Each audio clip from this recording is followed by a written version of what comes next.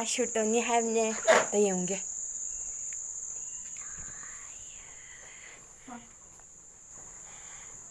कई नो दिया मी नम नी से हाइमा वेलकम टू माय चैनल आइगी अहानबा वीडियो बु शेयर तौबीरिबा लाइक तौबीबा कमेंट तौबीबा अमदी येंबिरिबा मयाम पुनमकु आइना हाइनिंगाई लेतना थागतसरी आइगी ngasi ani suba video asidi angangi hair band sembagi oina hapjarake lesabi macha angang macha singi aduga khoigi aina hapjagadori ba hair band semba asi yum da khoigi nupi sing khoigi silai machine leitaba sing nasu yetum lang tauraga gam napaga adum semba yagadaba khoigi phi hasidi adum yum da khoigi waist oiba phi di dum leinai t-shirt yadaba oirasu phi matak mata oirasu dum leibaduna semjagadabani mayam yengbiu ai hair band semba sing asi hauzarage चंगदब पुसंगसी hair band अमा चंगनी lung अमा चंगनी फोक अमा चंगनी scissor मचा अमा गनगम use तौरनी आई हौजरगे फोक से लौरगा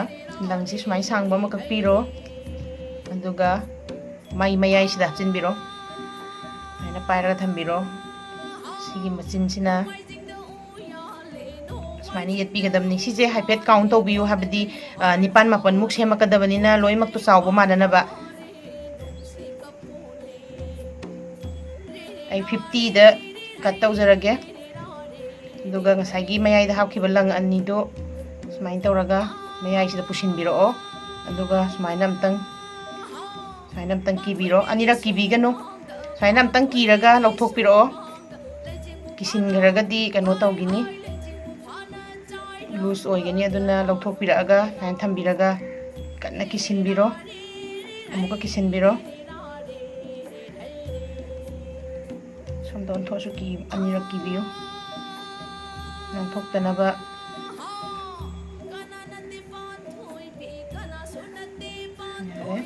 दुगा सिमयागी कनोसे सीजन ककपिरो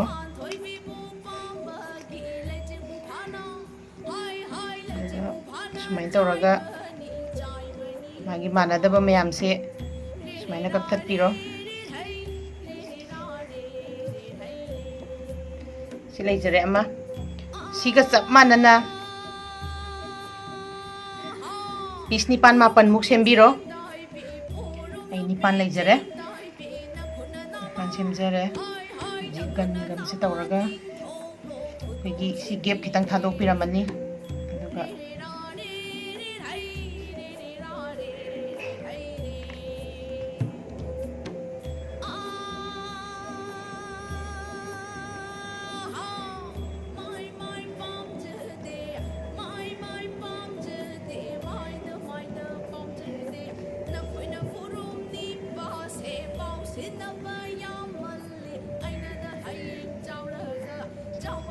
सुमाइना गमसिना मथंग तौरगा पीस लोइमक्से नपसिनबिरो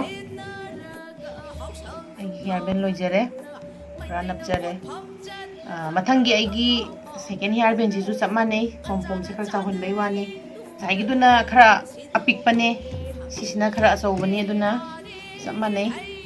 सुमाइना मयाइ थंबिरो अदुगा सिमाइ येटपिरो सिसु ngसाइगिदुमाइना खुगी दुम अनि सेमगदबनिना चावबा माननबा कनो तौबियो खरा हाइफेट थिबियो आई सुमाइ सुम येटपा मसिना आई चा मरक एचगे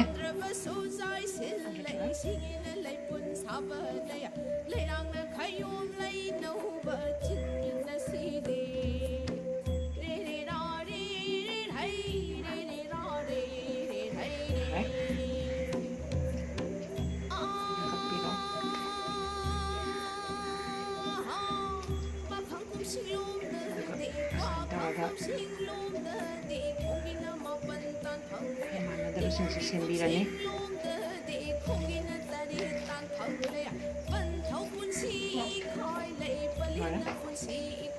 सिगा चप मानबा अमा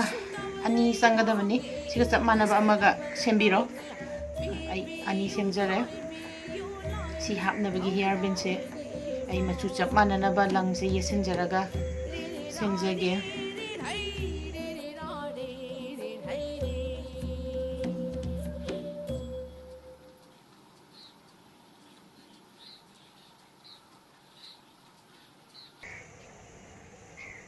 टाइट कनो तौबियो नत्रदि थोकनी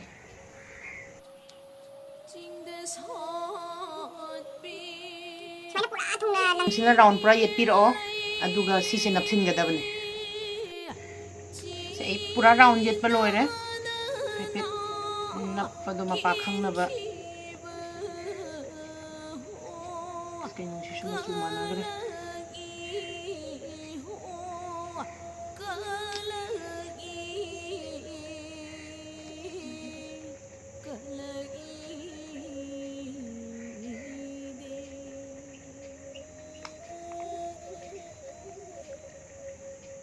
यारे यारे लोइजरे पोंपोंगी ओइना मचू मचू सेम्बीबा याय आइना हाना सेमजबनी मचू मचू मचू सेम्बीबा याय साय हान बेगी दुने आइगी टी-शर्ट अमन बने आई सिदगी कअगा कई कई अतोपसु मयाम अमा सेमजगरे मचित खरा लैबसिना आई सिना सेमजरके यारबेन से आइगी टी-शर्ट तुने मथक मखा लैरे अंदु से हाइफेट इंची अहुमु पाकना कपियो इंची अहुमु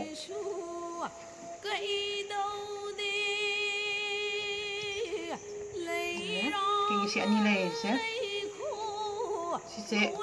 तोंगान तोंगान कक्थपिरो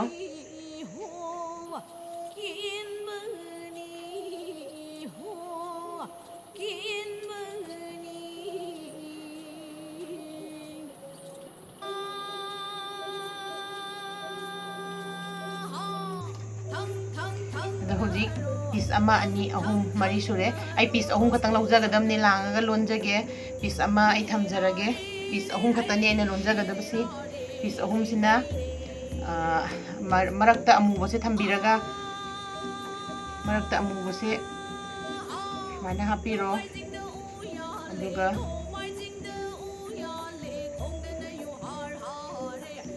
लेजरे साइगी आइगी रबर दो साइसी रबर दो सुमाइना कक्थपिरो अदुगा मागी सिगी रबर की मचिन सिदा आइगी सिगी फी से सुमाइन तौरगा ये तुमना खोसिन बिरो सुमाइन तौरगा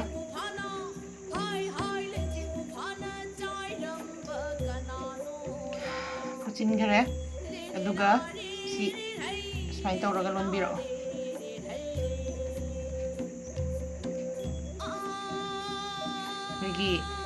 समदा अंगांगी समदा बेंदी लोन बदुगा चप मानना अदुम लोन बिरो सुमाइना सी अदुम खरा सांगना लोन बिरो अदुगा कयाम सांगागा यागदगे हाइदो खोइना हाइफेट अदुम येंगागा खंगनी सुमाइन चिंगागा सी पूरा फुल लोन बिरो आई सुमाइन सांगना लोन जरे यारदा माले अदुना आई कनो तौबदो अरेमबदो आइना कक्थचगरे आई हाइफेट इंची टेपना कयामुक सांगना लोन बनोइदो हाइजरके चौरना आई 12 मुक सांगना लोनजरे दुगा रबर सिगा सुमाइना कीरगांददी सी चप चारानी दुगा सिगी आई अरोई बसे चप माने ngसाइगी अखोइना रबर गी मचिनदा येतुमना फोटखिबदो चप मानना सिदसु अमुक फोसिन बिरो माइना तौबिरगा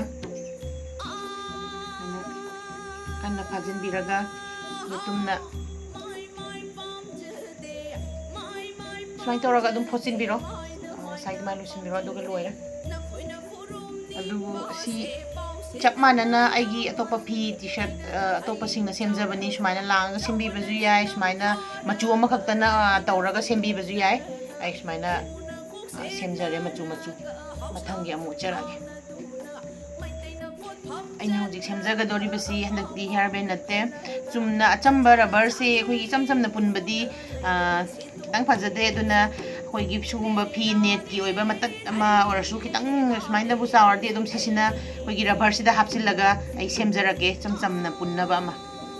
अदु सीजे कक्नबगी दमकता आइना म्यामना खंगना माइना आइना सुमाइना सेमजै सुमाइना सेमद्रसु याय चमचमना स्क्वायर ओइना अदुम कक्पिरसु याय अदा आइना खितंग लई मना टाइप ता खाना कक्सबनी सिसे आई तंखाई थुपचिनगे सुमाइना सिसे रबर अमा खक्किनी सुमाइना थुपचिन बिरो तंखाई आई ꯐꯤꯁꯦ ꯁꯨꯃꯥꯏꯅ ꯇꯨꯞꯄꯤꯔꯣ ꯗꯕꯜꯗ ꯑꯅꯤ ꯂꯣꯟꯁꯤꯟꯕꯤꯔꯣ ꯑꯗꯨꯒ ꯑꯩꯒꯤꯁꯦ ꯁꯨꯃꯥꯏꯅ ꯍꯟꯗꯣꯛꯑꯒ ꯁꯤꯗ ꯑꯗꯨꯝ ꯀꯛꯄꯤꯔꯁꯨ ꯌꯥꯏ ꯑꯗꯨꯕꯨ ꯑꯩ ꯅꯨꯡꯉꯥꯏꯅꯕ ꯁꯨꯃꯥꯏꯅ ꯊꯨꯞꯆꯤꯜꯂꯒ ꯁꯤꯁꯦ ꯑꯃꯨꯛ ꯁꯨꯃꯥꯏꯅ ꯊꯨꯞꯆꯤꯟꯕꯤꯔꯣ ꯃꯔꯤ ꯊꯣꯛꯅ ꯑꯗꯨꯒ ꯁꯤꯁꯦ ꯖꯣꯏꯟ ꯑꯣꯏꯕꯅꯤꯅ ꯁꯤ ꯖꯣꯏꯟ ꯑꯣꯏꯕꯁꯤ ꯁꯝꯖꯤꯟꯅꯕ ꯃꯐꯝꯁꯦ ꯁꯨꯃꯥꯏꯅ ꯁꯣꯝꯒꯤ ꯁꯝꯖꯤꯟꯅꯕ ꯁꯣꯝꯗ ꯊꯝꯃꯒꯗꯤ ꯀꯩꯅꯣ ꯇꯧꯔꯦ ꯇꯣꯉꯥꯜꯂꯦ ꯑꯗꯨꯅ ꯁꯤꯁꯦ ꯁꯣꯝꯗ ꯊꯝꯕꯤꯔꯣ ꯑꯗꯨꯒ ꯁꯨꯃꯥꯏꯅ ꯀꯥꯇꯤꯅ ꯀꯛꯊꯠꯄꯤꯔꯣ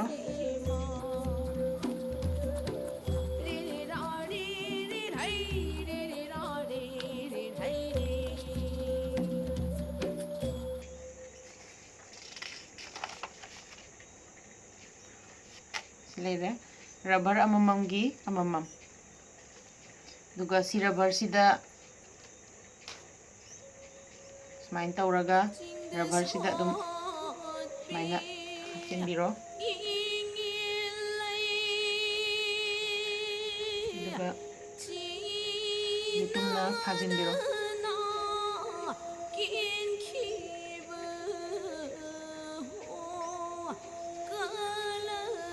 ꯆꯞ ꯃꯥꯟꯅꯩ ꯔꯕꯔ ꯑꯅꯤꯃꯛ ꯁꯨꯃꯥꯏꯅ नाकन नाकन अहूम मरक हल्ला फाबीरो नाथोक्तनबा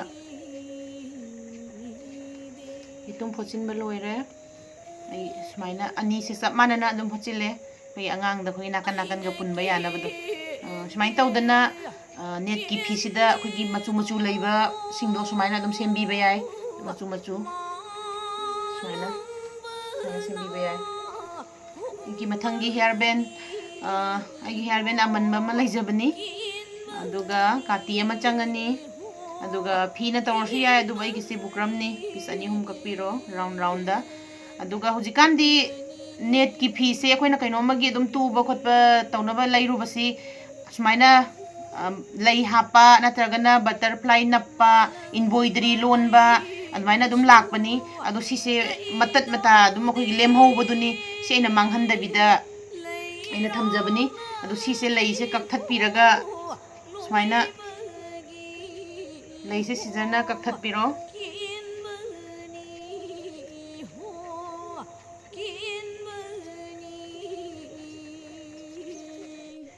लईसे सुमाइना थमबिरगा गमजे खरा यामना लईसिदा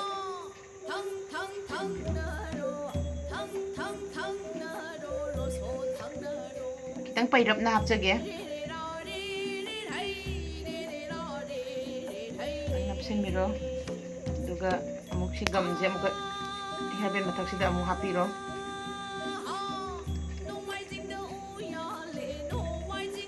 अदुगा ngसाइगी अैना कक्पा राउंड दु सुमाइना मनिंगदा नपसिनबिरो सि पुरा चेतनबगिने नानथोक्तनबगी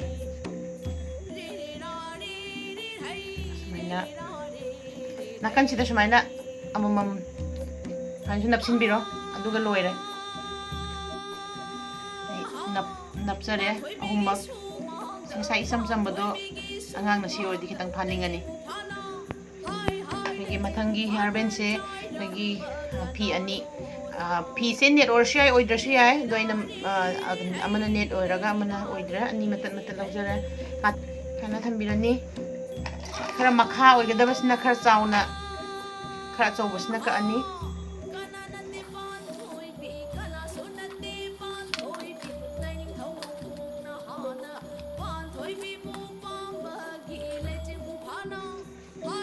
अचौबसे कक्पा लोइरे चप मानरे सिना कक्चबने अमना खरा चाउबा अमना खरा पिकपा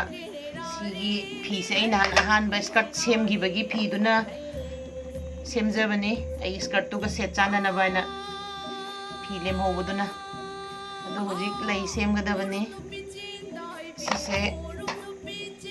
चमचमना हुजिक अैना लंगदो मतोंदो किसिनबिरो अदुगा सिदा सुमाइन तौरगा मताई सिदा सुमाइना अदुम सुमाइन चटपिरो सुमाइना चटपियो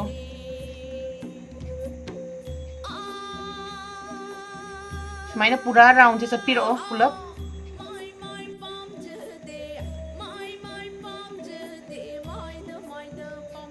पूरा राउंड थूंगे चिंसिनबिरो पूरा चेतना चिंसिनबिरो मागी लैगी कनो सि लाए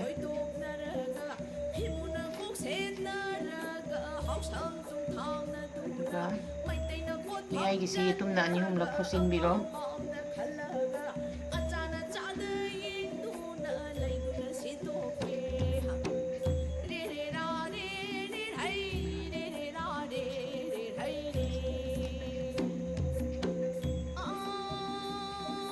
सब मानरे ngसाइगी कनो दुसु सुमाइना सेमबीगदबने अदुगा सिगी मथक्ता सिसे नपसिनदरनी gamna adu sumaina tawradi ihang hangi nungaite aduna angangi project kumbada sizinaba sticker leibisi angangi hairbandina angang nasu pamnaba sumaina si mathakta ama sumaina hapsin birani aduga hairband sida ngasagi gam ganduna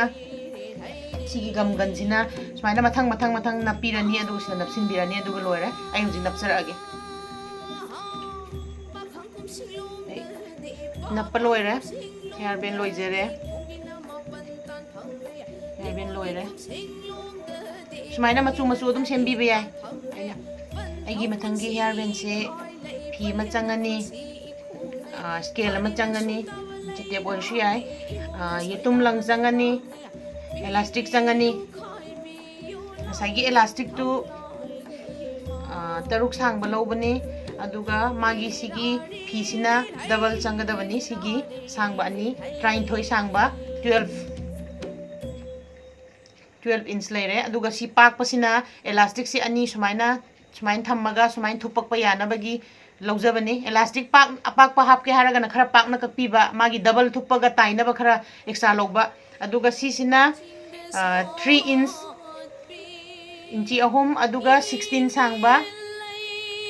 piece ani 1 2 adu si se loina makse sisu hoigi kanoromda hoigi manung lom thangba side ta sumaina thupiraga sumaina pura yetumna dum taibiro sumaina sangna dum taibiro pura yetumna ai ji khara taiba haujarake si dum sumain tawraga dum pura loibo taibiro aduga ahum maksi pulap sumain taibiro ai loina taire yetumna paring paring sana taire aduga sumaina pinjina sumaina lengjinbiro aduga pura mathanga onthokpiro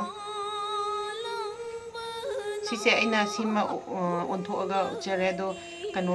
ani sisu sumain tawraga onthokpiro pura haina mathang makha si ani sisu onthokpiro chap mane mathanga onthokpa loin loire aduga ngasai train thoi sangba elastic ki double logibado aduda elastic se hapsinbiro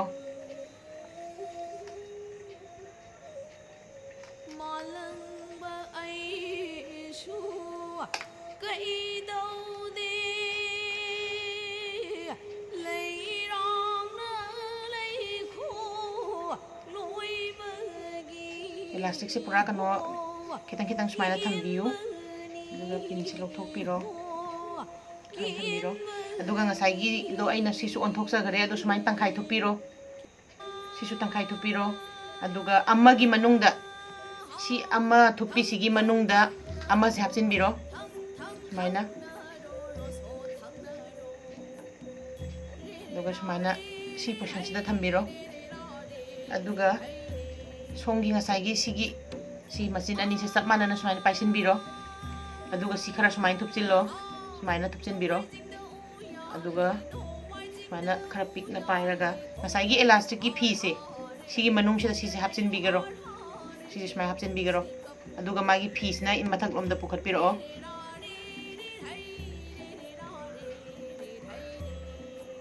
aduga phi se sumaina khatang thupchillaga ngasai gi tumsina phochinbiro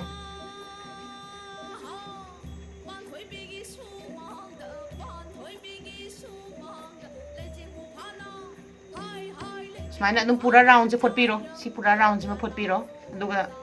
somna kan ju chap mane sumaina photkadabane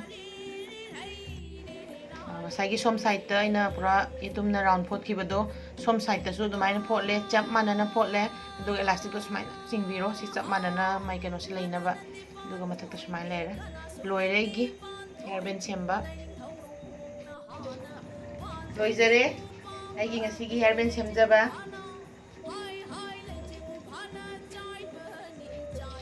ꯌꯣꯟꯗꯨꯝ ꯌꯣꯜꯂꯨꯔꯒꯦ ꯑꯩ ꯃꯄꯥꯟ ꯆꯠꯂꯒ ꯂꯣꯏꯔꯦ ꯑꯩꯗꯤ ꯐꯖꯔꯦ ꯃꯌꯥꯝꯗꯤ ꯈꯪꯗꯦ ꯑꯗꯣ ꯑꯩꯒꯤ ꯚꯤꯗꯤꯑꯣ ꯌꯦꯡꯕꯤꯔꯤꯕ ꯃꯌꯥꯝꯅ ꯂꯥꯏꯛ ꯇꯧꯕꯤꯕ ꯁꯤꯌꯔ ꯇꯧꯕꯤꯕ ꯁꯕꯁꯀ꯭ꯔꯥꯏꯕ ꯇꯧꯕꯤꯕ ꯀꯥꯎꯕꯤꯒꯅꯨ ꯃꯌꯥꯝ ꯇꯧꯕꯤꯌꯨ ꯈꯨꯔꯨꯝꯖꯔꯤ